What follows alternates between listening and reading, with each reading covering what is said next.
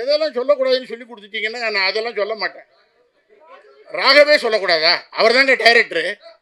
கொஞ்சம் விஷயத்தில் நான் சொல்ல மாட்டேங்க. அது நீங்களே புரிஞ்சுக்கங்க, அவ்வளவுதான். நேத்து பார்த்தது ஸ்பெஷல் ஷோ இல்ல, இப்ப பாக்குறதா ஸ்பெஷல் ஷோ என்பது இந்த இடத்தில் குறிப்பிடத்தக்கது. ஏன்னா இதெல்லாம் எதை சொல்லக்கூடாதுன்னு சொல்லி அனுப்ப வேண்டாமா சார்? சல்லி சல்லியா நொறுக்கிட்டீங்க சார். டயலாக்ல ஒரே ஒரு வார்த்தை சொல்லாமா? டயலாக் சொல்லியோ, நீ உனக்கும் படத்துக்கு சம்பந்தமே இல்லை, சொல்லாதே சொல்லாதுன்னா வீட்டுக்கு போகணும், அர்ஜென்ட் வேலை இருக்கா? அன்பார்ந்த அப்படின்னா பொக்கையை பிடிச்சி சார் அவர் மனசு கஷ்டப்பட போறார் சார். ஏன் Lankesh.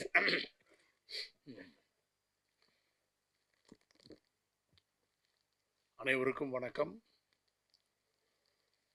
This is a excellent moment.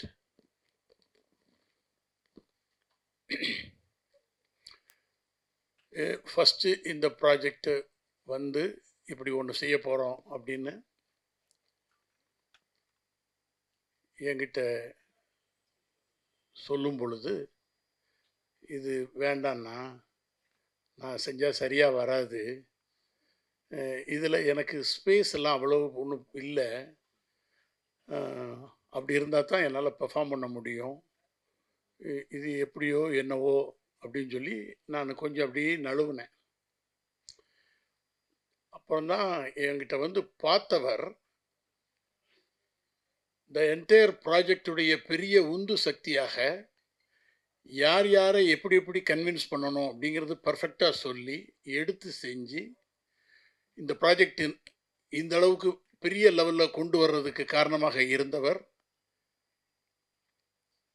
பொது உடைமை இலக்கிய பேக்ரவுண்ட்லேருந்து வந்த அன்பு சகோதரர் பாரதி. ஒரு வழியாக என்ன கன்வின்ஸ் பண்ணிட்டாங்க. 10 நிமிஷத்தில் இப்போ டைரக்டர் வர்றார் சார், இப்போ அவர் சப்ஜெக்ட் சொல்லுவார், அதுக்கப்புறம் நீங்கள் முடிவு பண்ணுங்க அப்படின்னார். சரி சார். ராகவ் வந்து உட்காந்து ஹி ஸ்டார்டட் டு நேரேட். நான் சொன்னேன், எந்த காலகட்டத்திலும் இதை மிஸ் பண்ணவே கூடாது ராகவ், இது நீங்கள் அடிக்கடி இது ஒரு லைட்டர் வேணால் போகுது சார், அப்புறம் இது ஒரு ரொமான்டிக்காக போகுது சார், அப்படியே கொஞ்சம் லைட்டர் வேணால் போகுது சார் அப்படின்னு சொல்லிக்கிட்டே இருக்கீங்க. ஆனால் உள்ளுக்குள்ளே மிகப்பெரிய டெப்த்தான ஒரு விஷயங்கள் இந்த படத்தில் இருக்குது. இது சமீபத்திய எந்த ஒரு திரைப்படத்திலும் இல்லாதது. This is the very much latest cinema in Tamil industry. இதை தமிழில் ஒரு தடவை சொன்னால் தமிழ் சினிமாவையே வேறொரு தளத்திற்கு எடுத்து சொல்லக்கூடிய அற்புதமான ஒரு அட்டம்ப்ட் இது. Bun butter jam. So hats off to Raghav. Raghav வந்து மெஜ்ரா காலேஜில் படித்தவர், அந்த மதுரை மன்னனுடைய அந்த வீரியத்தோடு இருப்பார். ப்ளீஸ், அவர் எனக்கு இந்த சப்ஜெக்டை சொல்லும் பொழுது ஒருத்தன் ஒருத்தியை லவ் பண்ணுறாரு, அந்த ஒருத்தனுக்கு ஒரு நண்பன் அப்படிலாம் சொல்லிக்கிட்டே வந்தார். நான் சொன்னேன், இப்போ இது வரைக்கும் சொல்லிட்டீங்க, நான் இல்லை, இப்போ நீங்கள் சொன்னதில் நான் இல்லை, நான் எப்போ வருவேன் அப்படின்னு. இது ஃபுல்லாக நீங்கள் பக்கத்தில் இருக்கீங்க சார், நான் ஏன் பக்கத்தில் இருக்கேன், ஸ்க்ரீனுக்கு வெளியே உட்காந்து அங்கேருந்தே படத்தை பார்த்துட்றேனே அப்படின்னு. இல்லை சார், நீங்கள் இந்தந்த மாதிரி அப்படின்னு சொல்லிட்டு எனக்கு ஒரு விஷயம் சொன்னார். அது இந்த படத்துடைய சோல் ஆஃப் த ஃபில்மாக எனக்கு பட்டது. அதனால that is the reason I accepted. இந்த படத்துக்கு வந்ததுக்கு பிறகு தான் இப்படிலாம் பண்ணுறாங்க, எல்லாமே ஃப்ரெஷ் டேலண்ட்ஸு, எல்லாமே ஃப்ரெஷர்ஸு, ஏதோ ஒரு 30-40 படம் பண்ண மாதிரி. Pappu did a wonderful job. Michael வந்து பிரமாதமாக பண்ணியிருக்கீங்க மைக்கேல், ஹேட்ஸ் ஆஃப். இதில் வந்து ஒரு நல்ல படத்துடைய மிகப்பெரிய லட்சணம் என்ன தெரியுமா? நீங்கள் உங்கள் எல்லாருக்குமே நல்ல நல்ல படங்கள் பார்த்துருப்பீங்க, ஆனால் சூப்பர் சக்ஸஸ் ஆன படங்களில் நல்லா கூர்ந்து பார்த்தா தெரியும், அது எல்லா மொழிக்கும் பொருந்தக்கூடிய ஒரே ஒரு சின்ன ஒரு இலக்கணம் இருக்குது. அதில் ஒரு ஷாட்டில் ஒரு சின்ன பிட்டுக்கு வர்ற ஒரு நடிகன் கூட அங்கீகரிக்கப்படுவான். அப்படி இந்த படத்தில் அத்தனை பேரும் அங்கீகரிக்கப்படுவார்கள். இது ஒரு மரியாதைக்குரிய சினிமா. பன் பட்டர் ஜாம்ங்கிறது இப்போ லேட்டஸ்ட் ஜெனரேஷனை பற்றி சார். 2 பேரும் லவ் பண்ணுறானுங்க சார், அப்புறம் பிரேக்கப் ஆகுது சார், அப்புறம் இது மேலோட்டமாக பார்க்கும்போது அப்படி தெரியும். அதல்ல இந்த ப்ராஜெக்டுடைய டிசைன் பண்ணி தயாரிப்பாளருக்கு மிகப்பெரிய ஒத்துழைப்பு கொடுத்த சதீஷுக்கு நாங்கள் ரொம்ப நன்றி கடமைப்பட்டிருக்கேன். என்னை இதுக்குள்ளே அகாமடேட் பண்ணி எனக்கு ஒரு பிரமாதமான கேரக்டரைசேஷன், இதுக்கு வேற யாருமே ஆப்டா இல்லை சார், உங்களுடைய presence will create a significance அப்படின்னு சொல்லியே எடுத்து காட்டிய ராகவ் சாருக்கு நான் மிகப்பெரிய நன்றி சொல்லிக்கிறேன். Why I am telling sir, ஒரு சினிமா எடுக்கிறோம், அது நல்லா ஓடுது, எங்கள் டிஸ்ட்ரிபியூட்டருக்கு நிறைய ப்ராஃபிட் வருது, குருமூர்த்தி சாருக்கு இதுக்கு நல்லபடியான ப்ராஃபிட் வருது, வாங்கின டிஸ்ட்ரிபியூட்டர்ஸுக்கு எல்லாம் வருது, உலகம் முழுவதும் பார்க்குறாங்க, எல்லா மொழியிலையும் டப் பண்ணப்பட்டிருக்கு பன் பட்டர் ஜாம். அது எல்லாமே சந்தோஷமான விஷயம், எல்லாரும் கொண்டாடுறாங்கங்கிறது நல்ல விஷயம். அதை தாண்டி எப்போ ஒரு ஆக்டர் ஃபீல்ஸ் மோர் ஹாப்பி அப்படின்னா அவனுக்கு மன நிறைவான ஒரு அம்சம் அதில் இருக்கணும். அந்த அம்சம் இருந்தால் தென் ஆக்டர் கேன் சக்ஸஸ்ஃபுல்லாக சர்வைவ் ஆக முடியும். எனக்கு இந்த ஃபிலிம்குள்ளே ஒர்க் பண்ணும் பொழுது சார், நான் டிவியில் பார்த்துருக்கேன் நிகழ்ச்சிகள்லாம், ராஜு என்ன சார் இப்படி மிரட்டுறாரு அப்படின்னு ஒரே எனக்கு முதல்ல ஒரு 1 ஹவருக்கு எதுவுமே தெரியவே இல்லை. எனக்கு தெரியும் எப்போல்லாம் சார் நல்லா இருக்கீங்களா, எப்படி இருக்கீங்க சார், இருக்கேன் சார், ஓ சார் தட்ஸ் அண்ணா சூப்பர்ண்ணா. இந்த வால்யூமை இறக்குனாலே அப்படின்னா என்ன மீனிங், அடுத்து என்ன நடக்க போகுது, நெக்ஸ்ட் அந்த ஆக்டர் எப்படி பர்ஸ்ட் ஆக போகிறாரு, ஏதோ ஒரு இதுக்கு வேற இதுக்கு ரெடி ஆகிறாரு. ஆக்ஷன் உடனே நீங்கள் you can't see the real Raju here. அங்கே அப்படி சந்துருங்கிற கேரக்டர் நச்சுன்னு வந்து நிற்கும். இது ரீசெண்ட் டைமில் நான் எந்த ஒரு ஃபில்ம்லையும் பார்க்காத ஒன்று.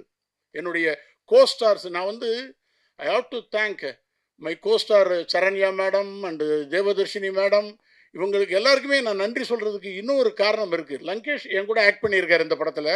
ஸோ அவங்க எல்லாருக்குமே நான் ஒரு தேங்க் பண்ணிக்கிறதுக்கு முக்கியமான ரீசன் என்னென்னா, they gave the comfort, they contributed very well towards a film. இதை தாண்டி சார் ஒரு ஹீரோ சார் எல்லா டைப் ஆஃப் வெரைட்டி காட்டுறாரு சார். அவர் ஃபைட் பண்ணுறாரு, சாங் பண்ணுறாரு, ரொமான்ஸ் பண்ணுறாரு.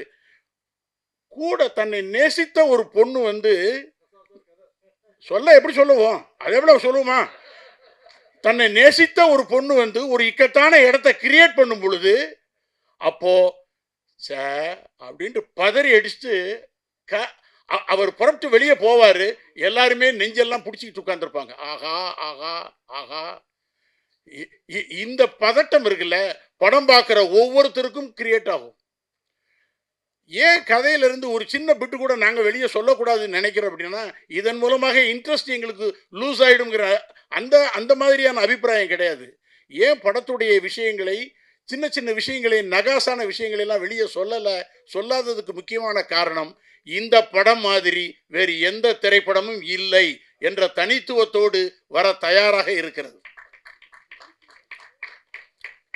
படத்துடைய கேமராமேன், அதாவது பாபு சார் சொன்னார், எனக்கு அதிகமாக பேச தெரியாதுன்னு சொல்லிட்டு நீங்கள் மைக்கை எங்ககிட்ட கொடுத்துட்டு போயிட்டீங்க. ஆனால் அவருடைய ஒர்க்கு பேசும் பாருங்க, நாங்கள் எல்லாரும் பேசுனதை விட அவருடைய ஒர்க்கு பிரமாதமாக பேசும். நல்ல ஃபோட்டோகிராஃபி. மத்தியானம் 12:30 மணி வெயிலில், நல்ல மணல் வெளியில், ஒயிட் ஷர்ட் போட்டு, ஒயிட் கலர் ட்ரெஸ் போட்டு ஆதியாவை காட்டியிருப்பாங்க சீனில். அது is a real challenge for the photographer. அவ்வளோ ஒரு சின்ன எப்படின்னா கூட அவுட் ஃபோக்கஸ் வந்துடும். அவ்வளோ வேதனைக்கு இடையில பிடிச்சிட்டு ஃபோட்டோகிராஃபி பண்ணியிருக்கிறாரு. என்டலி, அதாவது it's a real delight to the audience. John சார்கிட்ட நான் கேட்டேன், சார் நீங்கள் எடிட்டர், ரொம்ப நல்ல விஷயம் சார், எடிட்டர்னு ஒருத்தர் சினிமாவில் எவ்வளோ முக்கியம் அப்படின்னா, சினிமா உருவாகிற இடமே ரெண்டு டேபிள் தான்.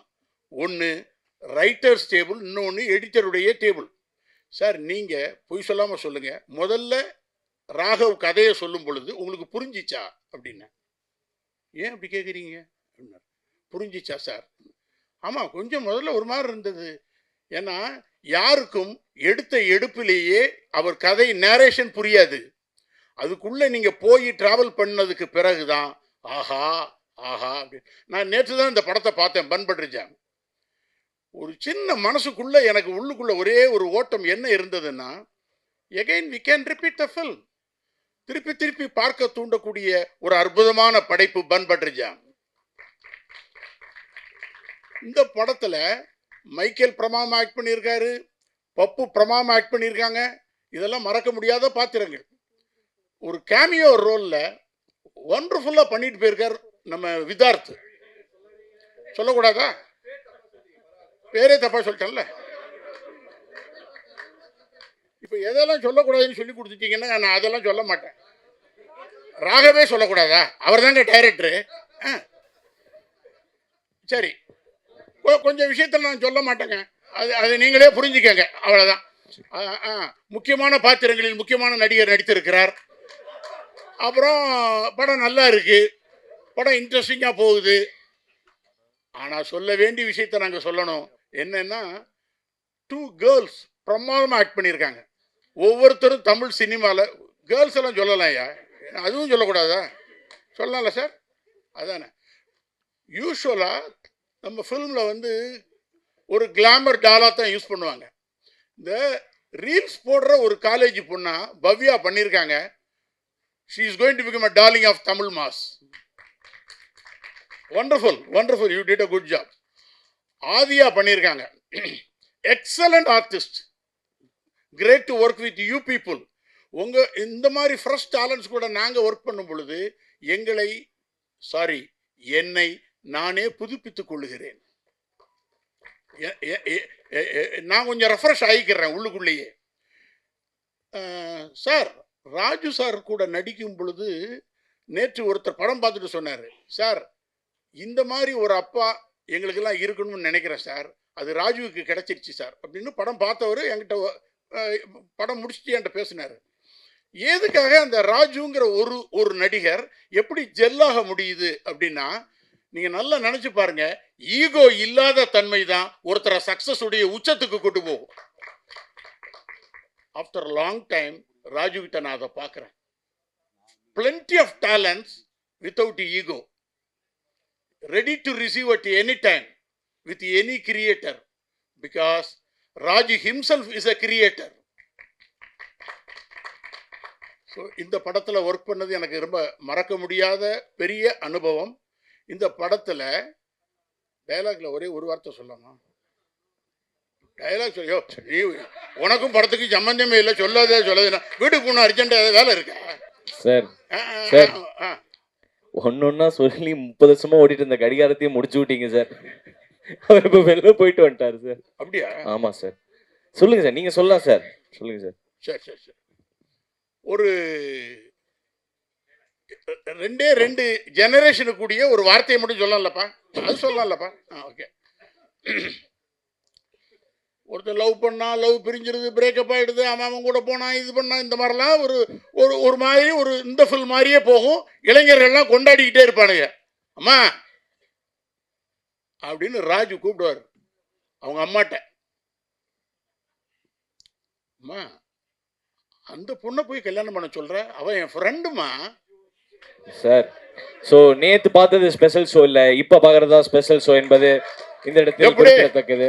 ஏன்னா இதெல்லாம் எதை சொல்லக்கூடாதுன்னு சொல்லி அனுப்ப வேண்டாமடா சார். சல்லி சல்லியா நொறுக்கிட்டீங்க சார். அவங்க எல்லாருக்கும் பிடித்த ஒரு விஷயத்தை இப்ப நான் சொல்றேன் பாருங்க. இந்த படம் நிச்சயமாக இந்த தலைமுறைக்கு மட்டுமல்ல, எல்லா தலைமுறையும் கொண்டாடக்கூடிய படம் பன் பட்டர் ஜாம்.